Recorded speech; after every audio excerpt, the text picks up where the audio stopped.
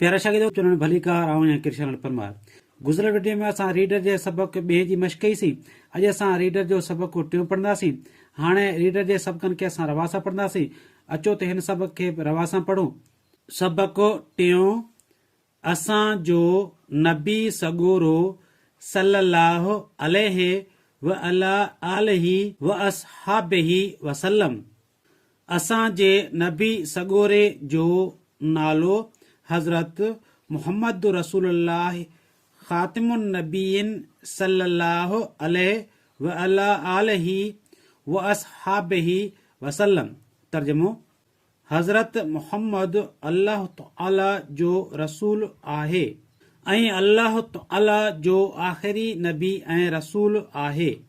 संदन सल्लल्लाहु अलैहि वसल्लम ऐं संदन आल ऐं असहाब सगोरन रज़ियल्लाहु अन्हुम अजमाइन जे मथां अल्लाह तआला जी रहमत ऐं सलामती हुजे आहे।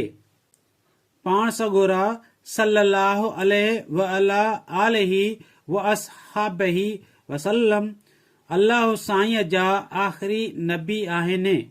पाण सल्लल्लाहु अलैहि व अला आलिहि व असहाबिहि वसल्लम मके शरीफ में ॼावा। संदन वालिद जो नालो हज़रत अब्दुल्ला ऐं अमड़ जो नालो हज़रत बीबी आमिना आहे। पाण सगोरा सल्लल्लाहु अलैहि व अला आलिहि व असहाबिहि वसल्लम नंढे हूंदे खां ई सुलक्षणा, सचार ऐं ईमानदार हुआ। अल्लाह साईं मथन क़ुरान शरीफ लाथो। क़ुरान शरीफ अल्लाह साईं जो आख़िरी किताब आहे। पाण सगोरन सल्लल्लाहु अलैहि व अला आलिहि व असहाबिहि वसल्लम फरमायो त अल्लाह हिकु आहे।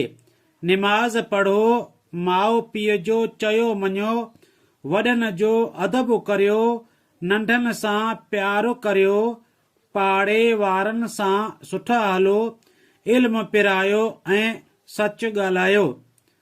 प्यारे शागिर्दो, अॼु असां रीडर जो सबक टियों पढ़ियो आहे। ईंदड़ वीडियो में असां हिन सबक जी मश्क कंदासीं। अॼु जी ही मुंहिंजी ठाहियल वीडियो तव्हांखे कीअं लॻी? जेकॾहिं पसंदि अचे त लाइक, शेयर ऐं कमेंट ज़रूर कजो। यूट्यूब चैनल खे सब्सक्राइब कजो। महिरबानी।